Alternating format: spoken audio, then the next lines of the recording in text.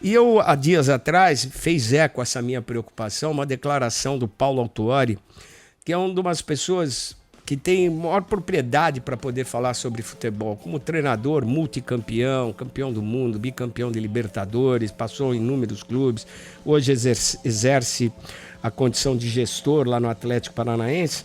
E, Paulo, eu fiquei muito feliz quando eu vi a sua declaração, porque vai de encontro à minha preocupação. E eu gostaria de aprofundar essa discussão com você, e a gente recebe com muito carinho, agradecendo demais a atenção do Paulo Autuori, um amigo que eu não vejo há um bom tempo, mas que tem um carinho muito especial. Tudo bem, Paulo? Bem-vindo aqui a Bandeirantes, ao Mundo dos Esportes. Prazer, um prazer enorme voltar a falar com você. Realmente já não nos vemos há algum tempo. E mais feliz ainda em sentir que vocês, que têm uma responsabilidade enorme, tocar em um tema tão importante, tão profundo e tão impactante negativamente no futebol brasileiro. E como você falou, não tem nada de xenofobia. Eu próprio não poderia falar isso quando vivi 26 anos fora do Brasil. E há pouco tempo eu estava revendo aqui algumas declarações minhas na Colômbia, não estava aqui no Brasil, falando exatamente disso, que o meu trabalho ali transcendia o trabalho para o clube, mas eu estava em um país e deveria estar preocupado com o futebol do país, e que eu preferia trabalhar com jovens valores do que levar estrangeiros apenas pelo fato de contratar, sem levar em conta se os estrangeiros podem aportar qualidade à equipe e ao futebol do país onde estão desenvolvendo o seu trabalho. Então, eu faço dessa questão uma pergunta, né, para resposta, para uma inflexão nossa mesmo. O futebol brasileiro precisa disso? Então, vamos aqui tentar, de alguma maneira, aprofundar mais essa questão. Em que sentido? Acho que o futebol brasileiro é um dos poucos, né, que, quando tem que fazer uma mudança de geração, não sofre, porque tem quantidade e qualidade suficiente. Como você bem citou aí, vários países europeus, que são considerados top 5 no mundo, tiveram muita dificuldade na mudança de geração. Justamente, porque não tem essa qualidade em quantidade como o Brasil tem, e pode, de geração a geração, colocar muitos jogadores de altíssimo nível dentro da própria seleção. Então, cara, isso é uma questão muito clara. Eu vivenciei isso quando eu estava no Benfica, porque foi o primeiro ano da Lei Bosman, em que o Bosman foi para os tribunais da Comunidade Europeia, porque foi impedido de atuar em um clube pelo número de estrangeiros que excedia. Ele entrou no tribunal da Corte Civil da Comunidade Europeia e ganhou. E a partir dali se abriu em relação à Europa de poderem não ser considerados jogadores europeus aqueles que pertencem aos países comunitários, né, em termos de Europa. Então, eu acho que isso é um impacto violento no futebol brasileiro, como você falou. Há uma quantidade enorme de jogadores comuns, né, porque a gente, como bem citou também uma vez mais você, não são os melhores que vêm, porque esses vão direto para o mercado europeu, pela visibilidade que tem, pela impossibilidade de nós competirmos em termos financeiros com o mercado europeu, financeiros e econômicos. Então, os melhores vão para lá. E o que a gente vê é exatamente um aumento, como foi citado, de 5 para 7, de 7 para 9. Eu me lembro quando eu estava... Eu falo isso cortando, porque o próprio Atlético Paranaense está com um número exagerado. E eu tenho certeza que nós vamos rever essa situação em termos do próximo ano. Porque um clube formador como o Atlético, que sempre colocou jogadores novos na sua equipe principal, está com alguns jogadores com espaço completamente fechado em relação a isso. E nada contra os que estão aqui em qualidade, absolutamente. Mas o impacto é muito grande.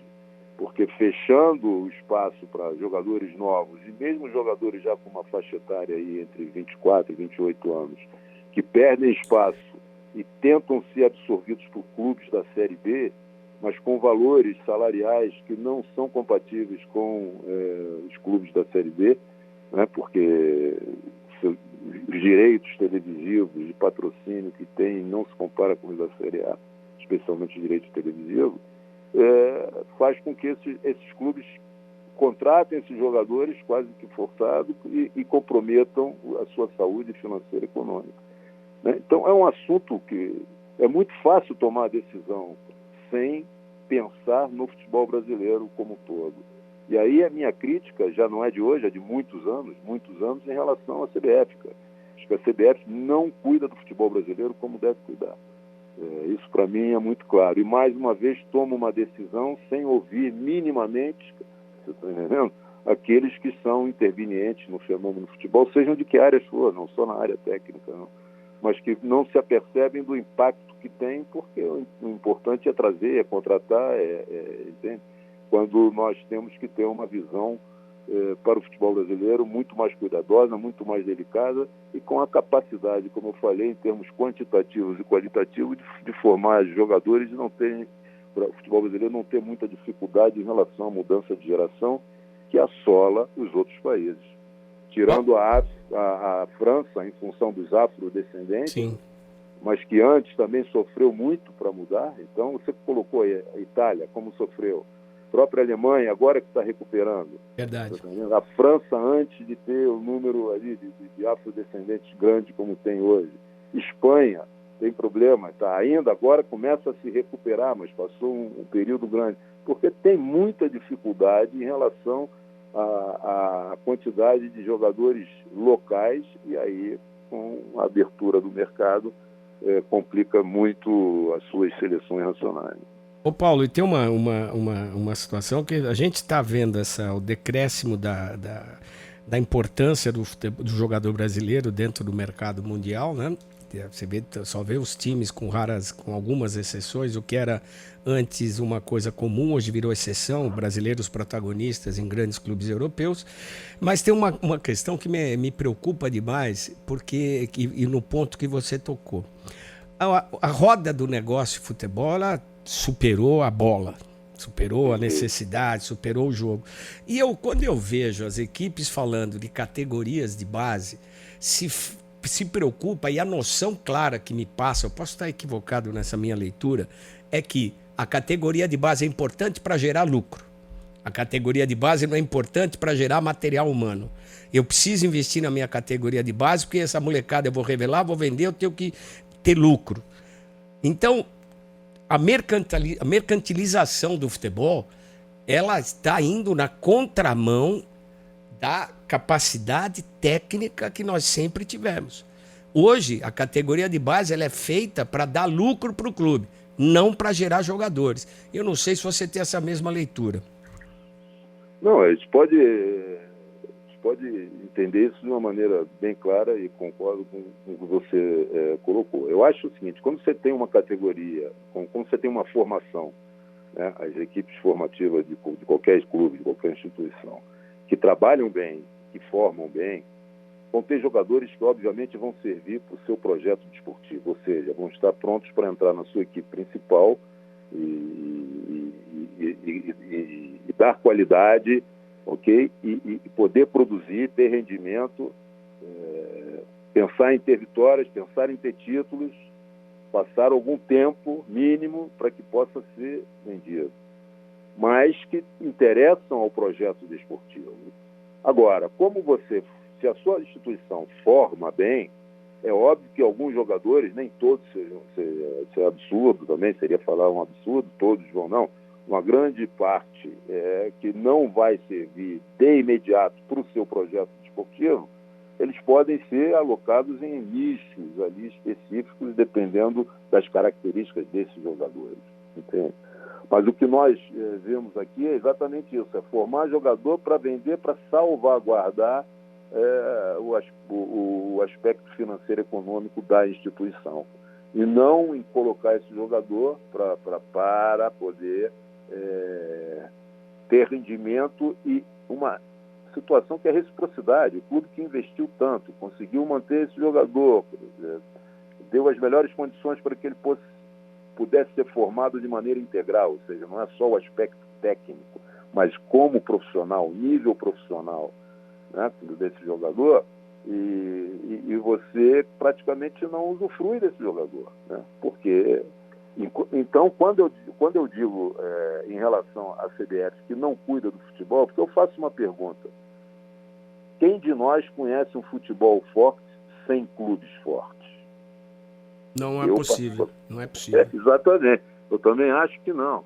Então, eu acho que a CBF tem que ter um olhar cuidadoso para os clubes, entende? Mas você falou em mercantilismo, o que eu vejo da CBF é a preocupação com a seleção principal, com os resultados da seleção principal e patrocínio, cara.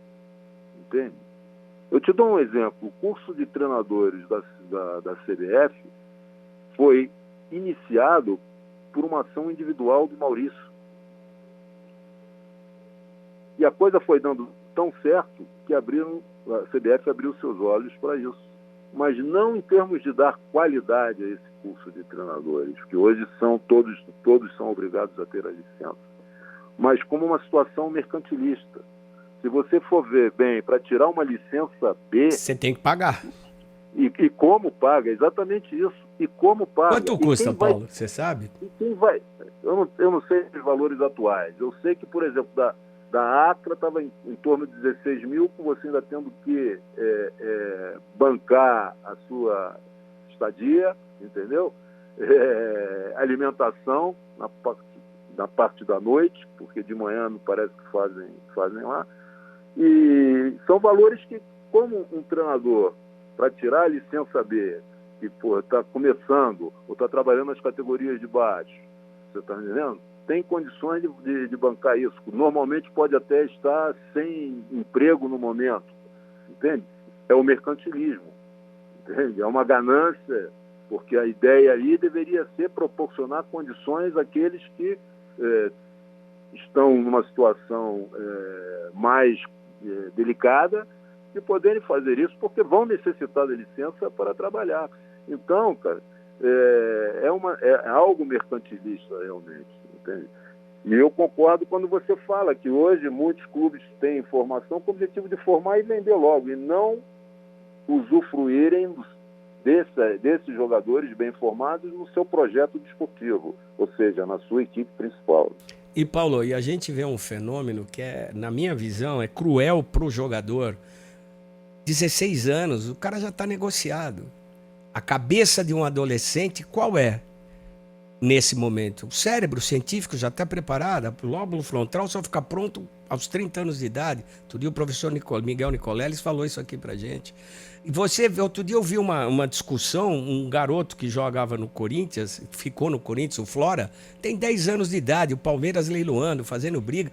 Essa precocidade em nome do negócio, além disso, isso também limita a capacidade de formação e de futuro do jogador. Porque a gente está acelerando o processo de uma maneira assustadora. Exatamente, concordo 100%. Agora, repara bem, isso é um tema extremamente delicado e importante para o nosso futebol. A pergunta que eu faço é, nós temos debates? Não, acho que o nosso aqui é raro. O nosso aqui é raro. Exatamente, entende? Então, eu acho que isso deveria ser uma preocupação da nossa entidade máxima do futebol brasileiro, de gerar debates. Todas as áreas intervenientes, quando falo isso, quando falar de treinadores, entendo a comissão técnica, dirigentes, árbitros, a mídia, a imprensa como um todo. Todos nós temos algo a poder falar. O que me irrita no futebol brasileiro é que você não tem espaço para expor as suas opiniões, e falo isso no lugar certo, com as pessoas certas e no momento certo. Não é conversa de corredor, tá entendendo? Então nós precisamos gerar isso, nós precisamos pensar o futebol brasileiro, e o futebol brasileiro não é só entrar em campo e jogar, não é só entrar em campo e treinar, é muito mais do que isso, é o cuidado com os clubes, é o cuidado com os gramados, por exemplo, há uma preocupação grande daquilo que vai ser em relação ao gramado, a grama sintética, a grama natural. Eu não sei o que é certo, eu sei que é preciso debater isso, porque quando você não dá espaço para esses debates, você dá espaço futuro para que se reclame. Você está entendendo? E aí, qual vai ser a ideia? Fica reclamando, se fica reclamando porque você, como uma área interveniente no futebol brasileiro, não tem como expressar, ok? E debater temas que são importantes. E esse que nós estamos comentando aqui é fundamental. Eu te digo isso. Isso aí não são palavras, são fatos que aconteceram. Quando eu deixei o Atlético Paranaense em 22, o limite estrangeiro era um 5. Pois é. E eu não permitia contratar mais do que isso. Porque, no fundo, é um problema para o treinador também. Porque quando você tem uma quantidade exagerada e ficam jogadores que não podem estar na lista de convocados, por exemplo, normalmente esses jogadores vão ser os mesmos. E é óbvio que eles vão ficar para baixo em termos anímicos. É óbvio, sem a motivação. E aquilo está no dia a dia de conversa entre os jogadores, então o impacto negativo é grande. Isso cai no colo do treinador. Então, para o dirigente contratar, estou fazendo meu papel, depois é problema do treinador, é muito fácil. E eu não havia, naquele momento, não permitia mais do que 5 jogadores. E se aumentou para 7, se aumentou para 9. E a pergunta é, por quê? Interesses de negócio. Forçaram isso sem debate algum. Futebol brasileiro, a principal pergunta, o futebol brasileiro precisa disso? É óbvio que não. Paulo, a nossa longevidade no futebol nos propicia algumas situações interessantes. Você falou no início da nossa conversa do efeito Bosman. E a gente teve há dias atrás, conversamos há instantes atrás, você conhece também o Andrei Kampf, ex-jornalista, é jornalista, claro, hoje milita na área advocatícia, e a gente estava conversando o caso de Diarra, que vai mudar todas essas relações de trabalho, entre o que vai acontecer, a FIFA não sabe ainda, ninguém sabe, mas vai, eu acredito, acelerar o negócio futebol. O jogador vai poder sair mais rápido, o clube vai ficar mais refém ainda dessa situação, e eu acho que esse fenômeno vai agravar isso que nós estamos discutindo. Essa chegada e velocidade de contratação de jogadores estrangeiros, que eu não vejo benefício para o nosso futebol. A gente conta aí nos dedos os caras que fazem a diferença, perto do volume de jogadores que nós temos. Então a gente está num momento histórico, mais uma vez, e o futebol brasileiro me parece que vai perder essa oportunidade, porque não há interesse de tentar reestruturar essas relações, mas esse caso do Diarra pode trazer consequências muito mais sérias do que a gente está vendo, né? Nós chegamos a ter, se eu não me engano, era o campeonato inglês ou espanhol, que chegou a ter 11 estrangeiros em campo jogando. Na Rússia também era assim, que não é um futebol tão expressivo, mas é futebol e isso reflete nos outros clubes. Nós estamos vivendo um momento extremamente perigoso, hein, Paulo? Se a gente não abrir o olho, o futebol brasileiro, que está perdendo cada vez mais, com uma população de 200 milhões de torcedores, a gente não consegue mais ter. O Campeonato Brasileiro que está rolando agora, você tinha sempre 4 ou 5 revelações. Hoje, para achar uma, você tem que procurar. O risco é grande, né, Paulo? É grande, sem dúvida. E você colocou uma situação, para mim, importante. O futebol brasileiro vai perder uma oportunidade. Eu colocaria mais uma de tantas que a gente perde, sobre vários aspectos. Às vezes, sobre determinadas situações que seriam importantes de debater e não perder a oportunidade, a gente deixa passar. Entende? E deixa passar porque nós não temos esse Qual que é o interesse, Paulo, de não aprofundar essa observação, essa discussão? Eu acho que é manter o status quo, entende? Terrível. E reinante aí, que interessa a muita gente, menos ao futebol brasileiro. Ora, todos nós temos que dar um mínimo de reciprocidade para o futebol, por aquilo que ele nos proporcionou. Entende? Se nós não tivermos um olhar para isso, é complicado.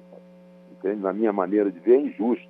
Entende? Quando você deixa de ter essa visão em relação àquilo que pode ser importante para que a gente possa, aos poucos, tudo aqui no Brasil acontece mais tarde. Entende? Então, quando você colocou aí do Diarra, vai ter um impacto enorme. Não sabemos ainda, mas a tendência é essa. E uma vez mais, podendo enfraquecer aos clubes. Cara. E a pergunta que nós deixamos lá é o seguinte: existe futebol forte sem clubes fortes? Entende? Então, se nós não começarmos a pensar nisso, a debater isso de alguma maneira, e aí os profissionais que têm visibilidade, que já têm uma independência financeira e profissional, vamos assim dizer, mais abrangente, deveriam estar tocando em pontos importantes. E eu sou um crítico ferrenho, e volto a frisar, não poderia deixar de pensar que vivi 26 anos fora do Brasil. Então, o problema não é a vinda de estrangeiros, é a qualidade, cara, o número de jogadores que vêm, como você muito bem falou, comuns, que não agregam qualidade às equipes às quais estão vinculados, entendeu? E que fecham o espaço de jogadores jovens. Então, por vezes, eu digo, quando eu falo a nós, por favor, entenda nós, o meio, entende? Em termos de profissionais, de dirigentes, mesmo torcedores, nós temos mais tolerância com jogadores que vêm de fora, que cometem, às vezes... Com treinadores também. Erros, ou até mesmo mais erros do que os nossos, e a gente tem mais tolerância, entende? Então, você falou aí de treinadores... Também a tolerância é diferente, as condições de trabalho, as condições de contrato de trabalho são diferentes. E essa é um assunto realmente, porque é outra coisa que impacta muito, porque na vinda de treinadores estrangeiros vem uma entourage também com eles. Sim. E nós estamos deixando profissionais de alto nível, porque temos que refletir. Por exemplo, nós somos desse tempo de que goleiros brasileiros dificilmente tinham espaço fora do Brasil, mas nem pensar em jogar em alto nível. Nós trazíamos goleiros da Argentina, do Uruguai, do Paraguai. Né? A partir ali do Tafarel, houve uma mudança incrível nisso. Hoje, por exemplo, alguns anos atrás, salvo erro, 2 anos ou 3 anos atrás, nas 2 ligas portuguesas, nas principais, tinham 12 goleiros brasileiros. Pô, você vê o Alisson, você vê o Ederson, tudo que o Dida e o Tafarel fizeram no passado. Júlio César, Julião. O Elton. Então, tem muitos. De um tempo para cá, muitos. Por que se deu isso? Pela qualidade do profissional que trabalha os goleiros brasileiros. Se nós formos falar em preparadores físicos, nós temos da mais alta qualidade. Se eu falar em fisioterapeuta, temos da mais alta qualidade. Em fisiologista, igual, pode fechar os olhos, pegar qualquer um desses e muitos que temos e botar para trabalhar em alto nível que vão estar. Entendeu? E também estão perdendo um pouco espaço em função de profissionais que acompanham os treinadores que vêm. Agora, se fosse um treinador brasileiro a ser contratado e quisesse levar alguns com ele, né? Isso já aconteceu até aqui, hoje muito menos, o clube fecha as portas para isso, mas abre completamente para o estrangeiro, para o profissional estrangeiro que vem. Então, é uma situação que ela é delicada, né? Para utilizar um termo mais tranquilo, porque o impacto negativo que essas coisas trazem ao nosso futebol é muito grande. Pedro Ramiro. Professor, é uma honra sempre falar com você. Aliás, sempre com... Oi, deu uma travadinha ali. E é sempre... prazer. É sempre um prazer falar contigo, porque sempre tem esclarecimentos. E eu estava até ouvindo o bate-papo aqui, e eu acho uma discussão muito importante, vendo também a repercussão aqui dos nossos ouvintes que nos acompanham. E ao mesmo tempo, né, professor, muita gente que talvez coloque um contraponto nesses argumentos diz o seguinte: pô, mas é muito mimimi, é só o jogador brasileiro vir jogar e ser melhor que o estrangeiro, que aí vai ter justiça. E ao mesmo tempo também, me parece às vezes uma batalha que vai na contramão, porque mesmo que a gente precise valorizar os atletas brasileiros, a gente tem cada vez mais o aumento na lista de possibilidade de estrangeiros, a CBF liberando mais clubes brigando para ter mais estrangeiros nos times, a contratação ainda mais de treinadores estrangeiros. Qual que é o primeiro passo para quem vai nessa contramão, que batalha para que o futebol brasileiro seja mais valorizado? Qual que é o primeiro passo que pode ser dado, professor? Se esse assunto for mimimi, aí realmente a minha preocupação fica maior em relação àquilo que é o futuro próximo do futebol brasileiro. Porque as pessoas não têm a menor ideia do que são profissionais que trabalham na formação, né? Porque, repara bem, a partir do momento em que a sua formação gera jogadores de qualidade que você põe na sua equipe principal, aquilo não é um estímulo para os seus companheiros, não, jogadores, é um estímulo para aqueles que trabalham e são líderes de processo, ou seja, a comissão técnica que trabalha dos jogos. E isso gera um ambiente extremamente positivo, oxigena completamente. Isso é muito. Só quem está dentro é que consegue se aperceber disso. Agora, se para mim é importante entender que o clube, no início da temporada, o que melhor contratou foi o que trouxe 14, 15 jogadores, e desses aí uma quantidade de estrangeiros, né? Isso é uma visão completamente simplista. Eu quero ver a equipe ganhar e o demais não me importa, entende? Então, por que nós estamos passando? Agora, esses mesmos que falam em mimimi são os mesmos que ficam reclamando, né, o tempo que o futebol brasileiro está sem, por exemplo, ter jogadores eleitos para disputar o melhor no mundo. Se nós voltarmos um tempo atrás, em cada eleição, nós temos 3 jogadores. Você lembra que tinha Rivaldo, Ronaldo, né? Roberto Carlos, numa mesma eleição, entende? Ronaldinho Gaúcho, entende? E hoje, cara, nós não estamos vendo jogadores brasileiros envolvidos nisso. Então, se isso é mimimi, realmente a preocupação com aquilo que pode ser o futuro do futebol brasileiro é complicado. O contraponto que nós temos que fazer é responder essa pergunta, mas isso tem que ser uma resposta não de um setor, né? Porque, para mim, o mais importante sempre foi, e falo isso, é só voltar atrás, o que é o protagonismo no futebol? Jogadores e torcedores. Essa reciprocidade que existe no jogo de futebol, que te dá, que faz com que seja paixão no mundo todo, entende? Então, talvez esse pessoal que fala do mimimi para esse assunto é o mesmo que, como cidadão e fora do futebol, de maneira totalmente contraditória, reclama de algumas situações que ficam sem o espaço necessário para poder trabalhar, entende? Sim. Então, isso é um assunto que, na minha perspectiva, transcende o futebol.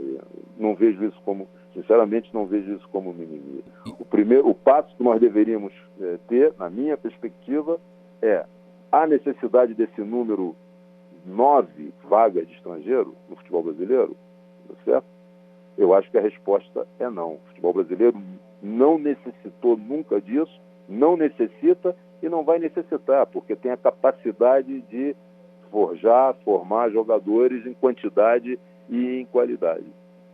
E eu concordo contigo que essa história de mimimi não tem nada, porque é ruim colocar as pessoas num quadrado, e até quando a gente vai fazer o contraponto, às vezes você vê até o público que talvez ache esse um mimimi, é o mesmo que reclama de não ter um treinador brasileiro competente, até mesmo na seleção brasileira, apoiando um estrangeiro. Esse assunto, professor, treinador estrangeiro na seleção brasileira, da liga? Eu acho que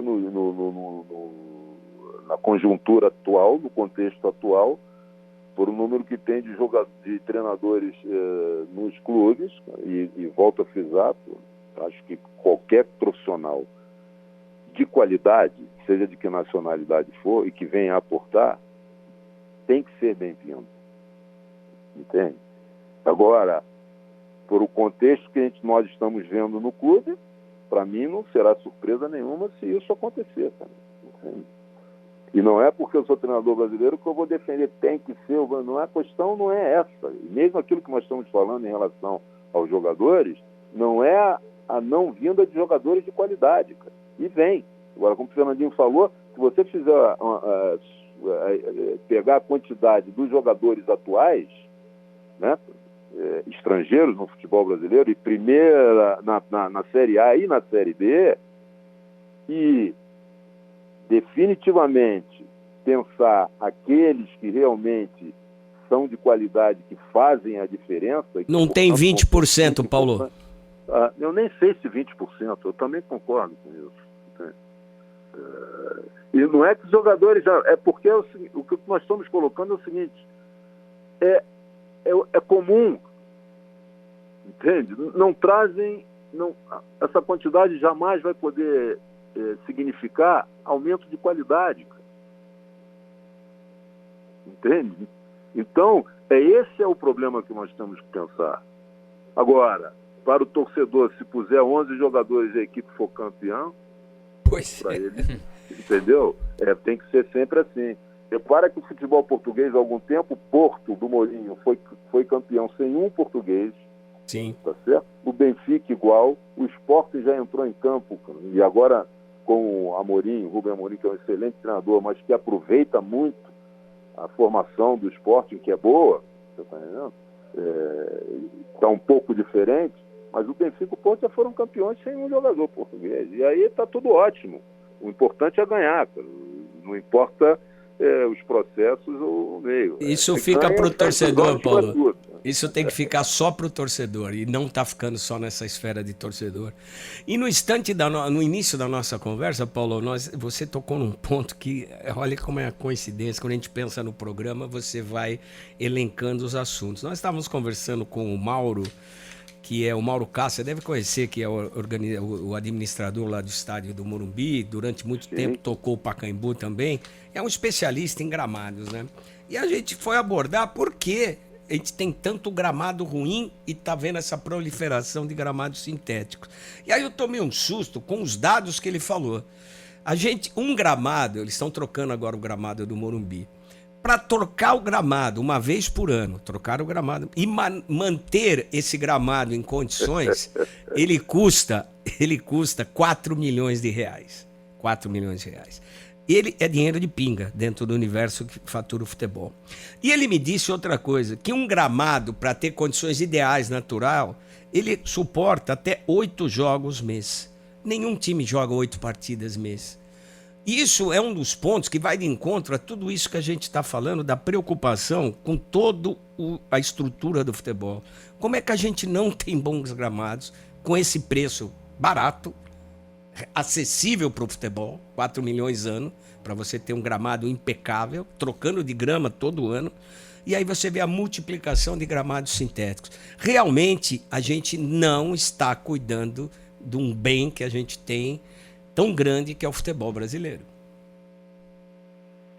Sem dúvida. Isso, quanto a,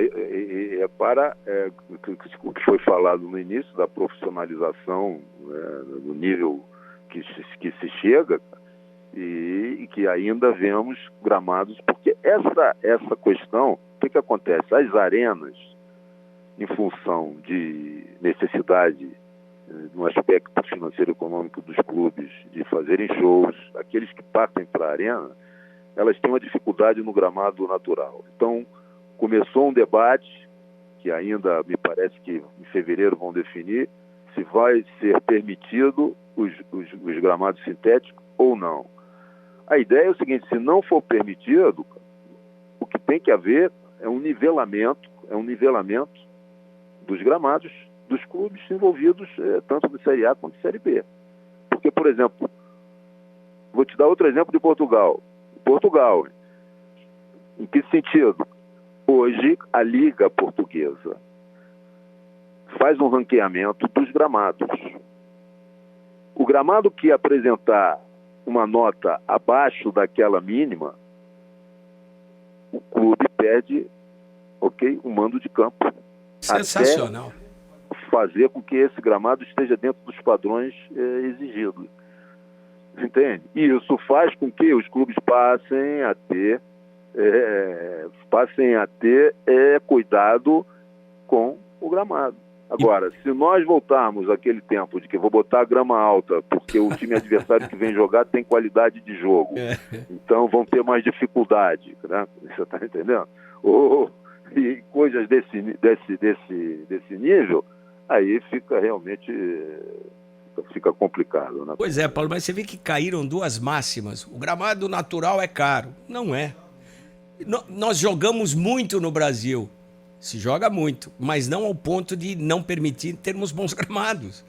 Então a gente tem um monte de máximas e balelas no futebol brasileiro que precisa ser derrubado, precisa ser melhor discutido, e acho que esse tipo de diálogo que nós estamos tendo aqui, Paulo, eu acho que é fundamental para a gente poder contribuir. Quem está afim realmente de ver algo melhor, de voltar a ver a seleção brasileira brilhar, ver os nossos clubes brilharem ao redor do mundo, nossos jogadores fazerem a diferença, enfim, tem muita coisa para a gente discutir, mas acho que o primeiro passo tem que ser dado, e esse primeiro passo passa por discutir e tentar solucionar os nossos problemas. Pois não, Pedro? Aliás, também um assunto que interessa ao Atlético Paranaense, o gol do Internacional. Agora 1-0 Borré fazendo um contra o Grêmio. Naquela disputa da tabela, já informando o Paulo Autório simultaneamente aqui.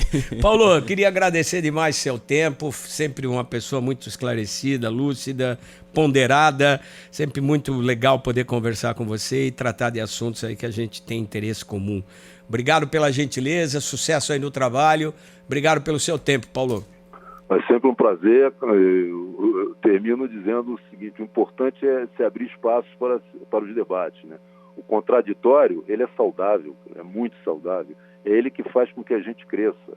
Então, nada contra quem tem opiniões distintas. Agora, é preciso espaço para que elas sejam quais forem, sejam colocadas e se possa minimamente chegar àquilo que todos queremos, que é o bem do futebol brasileiro. Legal, um grande abraço. Muito obrigado pela disponibilidade aí, Paulo, para a gente poder trocar essa ideia. Um grande abraço, Prazerzão, filho. Um forte abraço e um ótimo fim de semana para todos. Obrigado para você também. Obrigado para você também. Obrigado para você também. Obrigado para você também. Obrigado para você.